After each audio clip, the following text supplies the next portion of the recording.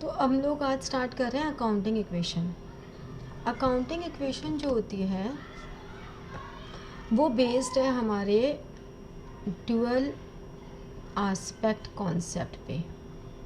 आप लोगों की बुक का नाम भी double entry book keeping system है, ठीक है। तो अकाउंटिंग इक्वेशन हमारी ड्यूअल आस्पेक्ट कॉन्सेप्ट पे बेस्ड है। अकाउंटिंग इक्वेशन है क्या? Assets is equal to liabilities plus capital.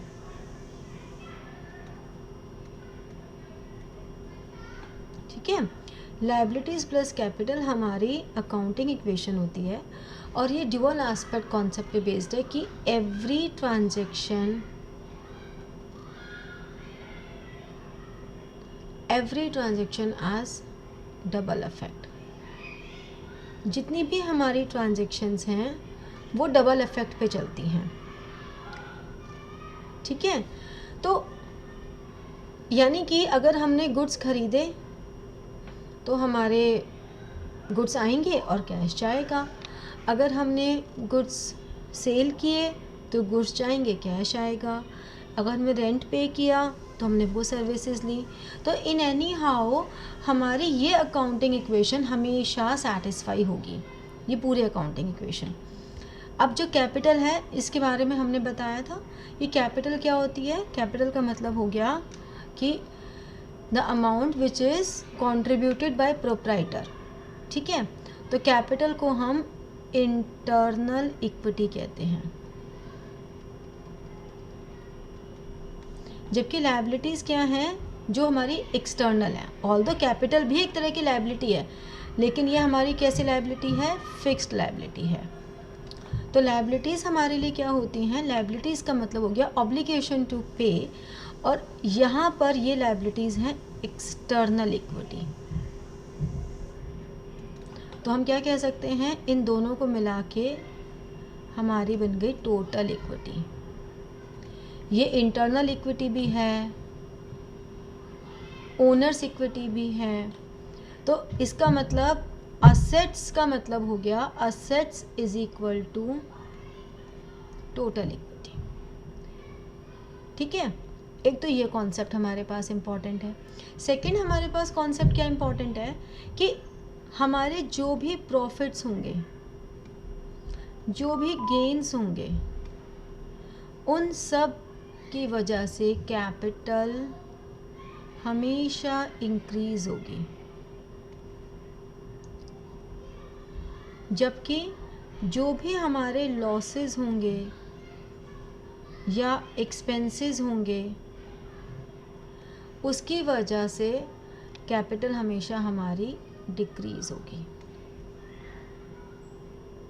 तो यानी कि कैपिटल इंक्रीज होती है प्रॉफिट की वजह से और कैपिटल डिक्रीज होती है लॉसेस की वजह से, एक्सपेंसेस की वजह से। तो अब हम क्या कह सकते हैं कि मान लो कुछ हमारी ओपनिंग कैपिटल है, ये क्रॉस का मतलब है हम यहाँ पे कोई ना कोई अमाउंट आएगा जब हम रियल टाइम में क्वेश्चंस करेंगे। हमने यहाँ पे लिखा रुपीज़, रुपीज़ का यही वाला साइन यूज़ करना है, ओपनिंग कैपिटल। इसमें हमने प्लस कर दिया किसी भी तरह की एडिशनल कैपिटल अगर लगाई है तो। इसमें हमने प्लस कर दिया किसी भी तरह का प्रॉफिट, गेन या रेवेन्यू हो रहा है तो। हमने इसमें से माइनस कर दिए किसी भी तरह के एक्सपेंसेस हो रहे हैं तो। जब हम कुछ ब्रैकेट में लिखते हैं तो इसका मतलब है वो माइनस करना है। फिर हमने इसमें से माइनस कर दिया अगर कोई तरह का विड्रॉल ऑफ कैपिटल हुआ है तो, और अगर कोई ड्राइंग्स हुई हैं। ड्राइंग्स टर्मिनोलॉजी का मतलब क्या है? एनी विड्रॉल ऑफ गुड्स और cash by proprietor for personal use, वो ड्राइंग्स हैं। ये सब कुछ कहानी करके हमें मिल गई क्लोजिंग कैपिटल। ये सारी कहानी करके हमें मिल गई क्लोजिंग कैपिटल। अब ये दो तरह के ड्राइंग्स हो गए, एक विड्रॉल ऑफ कैपिटल है और ड्राइंग्स हैं। देखा जाए तो अल्टीमेट इम्पैक्ट दोनों का सेम चल रहा है, बट विड्रॉल ऑफ कैपिटल हमारे लिए होते हैं ड्राइंग्स अगेंस्ट कैपिटल, दोनों ही हमारी कैपिटल को कम कर रहे हैं, लेकिन ये ड्राइंग्स अगेंस्ट कैपिटल है, मतलब कैपिटल स्ट्रक्चर चेंजेस हो रहे हैं, कैपिटल स्ट्रक्चर में चेंज हो रहा है, ड्राइंग्स अगेंस्ट कैपिटल। जबकि ये जो ड्राइंग्स हैं ये इन ल्यू ऑफ प्रॉफिट्स, जो भी उसको प्रॉफिट मिल रहा है उसके बदले में वो विड्रॉ कर रहा है प्रोप्राइटर, तो इसे हम कहते हैं ड्राइंग्स अगेंस्ट प्रॉफिट। तो जब भी हमें बोला जाता है कि ड्राइंग्स हुए हैं तो हम इसी वाली ड्राइंग की बात करते हैं, ड्राइंग्स अगेंस्ट प्रॉफिट।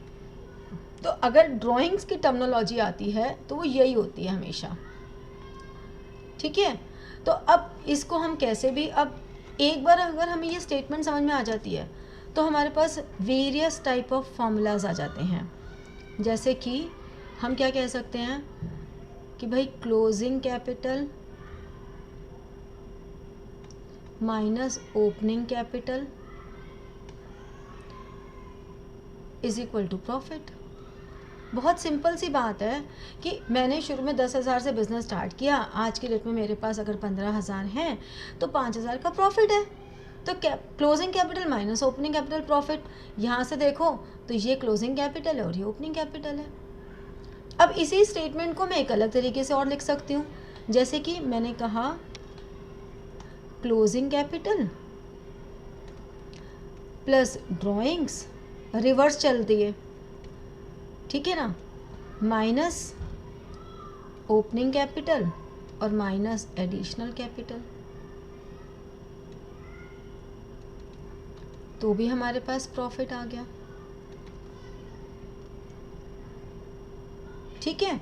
तो इस तरह से हम इसको किसी भी फॉर्म में लेके चल सकते हैं।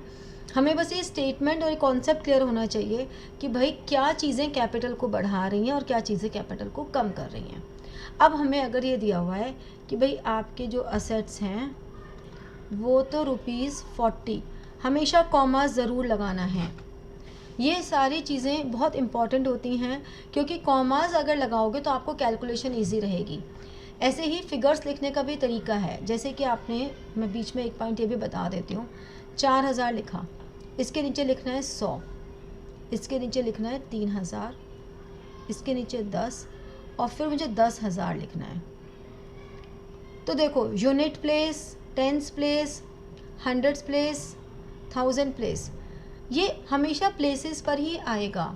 कभी भी ये नहीं करना कि कैसे भी लिख दो 4,000, 100, 3,000, 10, 10,000। ये अब इससे क्या होगा, तुमने कहीं कॉमा नहीं लगाए, तुम्हारे अमाउंट्स आगे पीछे हैं।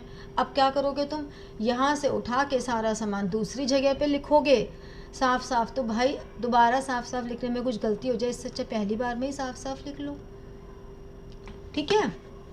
तो हमेशा फिगर्स लिखने के कुछ रूल्स हैं जो फॉलो करोगे। तो अब असेट्स इज इक्वल टू 40 और हमें बोला कि liabilities is equal to 60, assets is equal to 80 कर देते हैं, लायबिलिटीज़ इज इक्वल टू 60, तो कैपिटल कितनी होगी, असेट्स माइनस लायबिलिटीज़, तो 20 आ गई ना। इसी तरह से अगर आपकी कैपिटल 1 लाख है, आपकी लायबिलिटीज़